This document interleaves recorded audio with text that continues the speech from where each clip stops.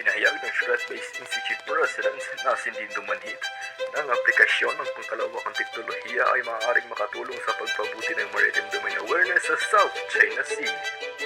Madalas nating napagmamasdan ang sikat ng mundo kung papaano nating mga tao hinuhubog ang mga ito. Ngunit sa pamamagitan ng agham, kaya nating gawin ang mas higit pa sa ating sariling kakayahan.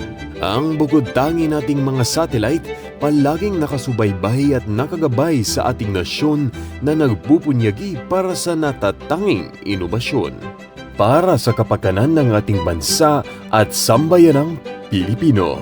Ginagabayan tayo patungo sa landas na di malayong matanaw ng ating mga paningin at patungo sa yamang kalawakan para sa ating bagong Pilipinas.